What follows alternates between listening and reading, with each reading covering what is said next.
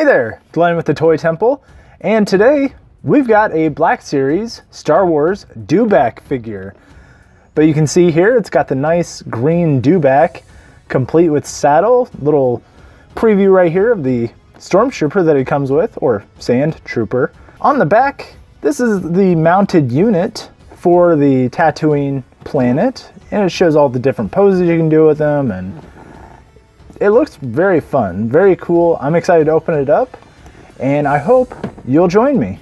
And here's the Dewback and the Sandtrooper out of the package. And this, by the way, is going to be one of the more unique action figure reviews I've ever done, because this thing looks amazing. I mean, really, really top-notch, just super, just cool. It looks like a giant dinosaur.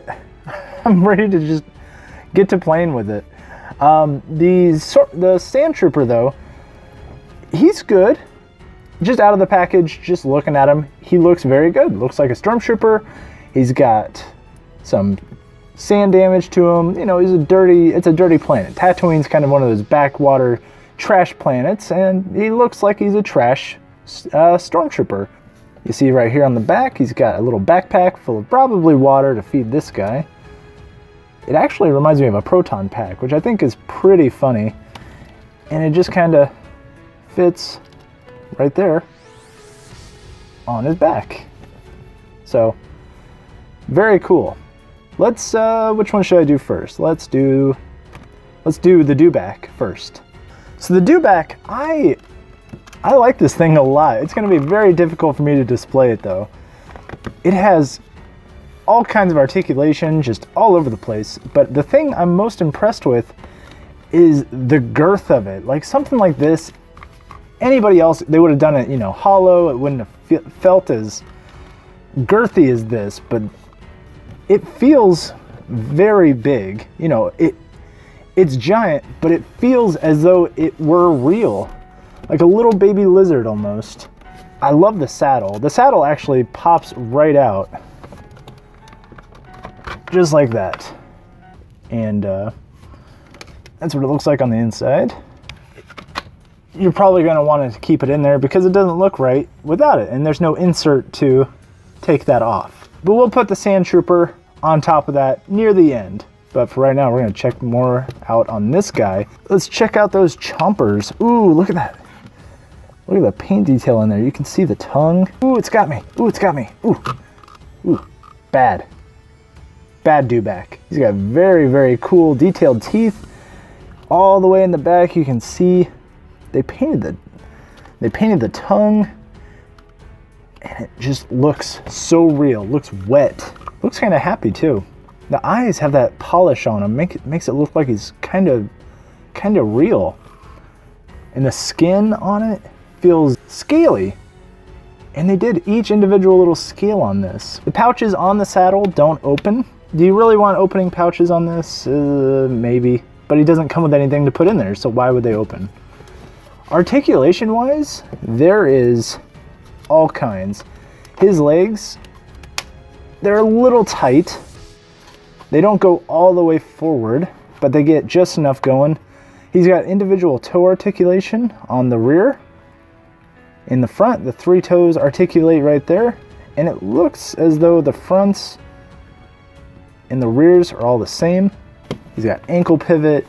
These legs go everywhere. That way you can put them into whatever pose you want. And I really like the brown wash they did with it. I think that's great. Same thing on this side, more of the same. He's even got a little waggy tail. The head does move up ever so slightly, but that leash saddle piece kind of gets in the way, and I'm not sure if it's molded on there. It's hard to tell, but I feel as though, nope, it's just it's part of that. Ooh, the tongue moves too. I didn't even realize. Look at that. Ooh.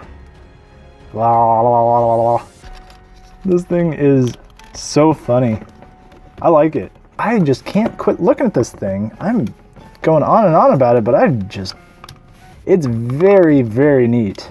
This is definitely one of the more unique things I've ever looked at on this show.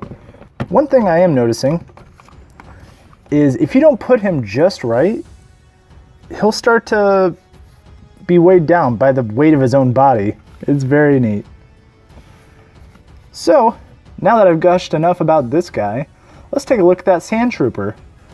So I'm not sure with the Sandtrooper if he's supposed to be this loose, but he has a very difficult time standing up on his own. Probably due to the very weighty backpack behind him.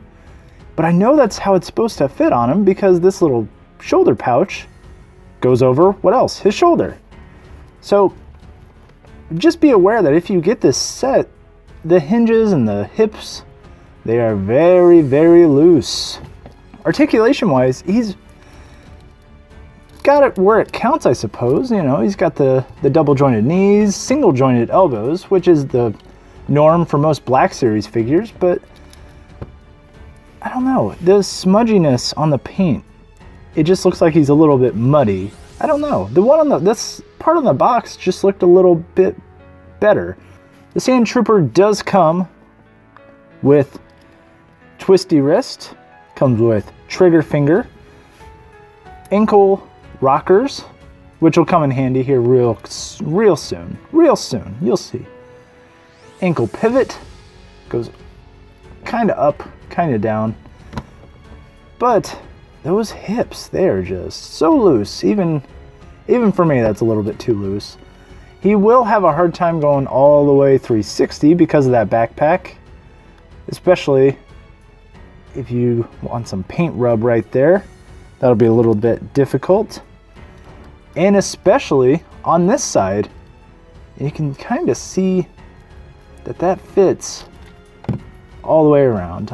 Can we take off his head? No. No head removing here.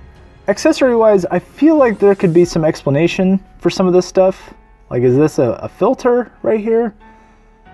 Those are knobs and gauges, I guess. I don't know. What is this for? Gun wise, this is very, very plain. I'm not sure if this goes on his shoulder pad or what. Let me try it. Which hand? He's got trigger fingers on both hands. Let's see what he's got going on here. So we're just gonna thread that on, and the trigger finger slides. Nope. He has trigger control. It will not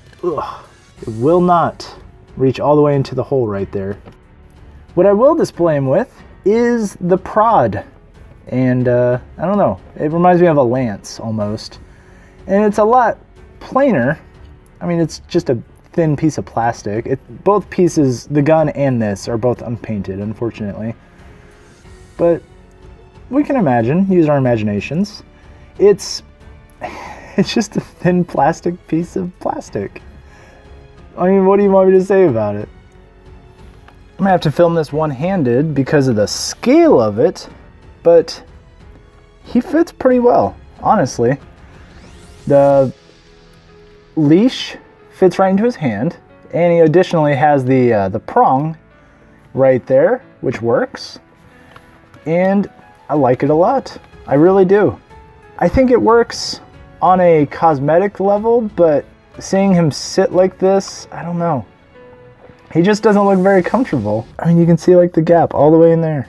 I don't know, it just doesn't look like how it looked on the box.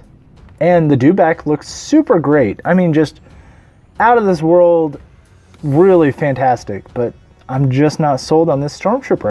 And that's part of it. Don't let anybody fool you. That counts as part of that figure, because you might as well count the Sandtrooper as an accessory. And if it doesn't work, it just doesn't work. 5, solid 5 to this Dewback. Very cool looking. I had a lot of fun playing with him, messing around with him.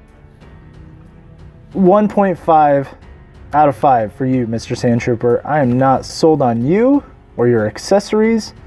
Your shoulder pad is cool. You just look a little muddy.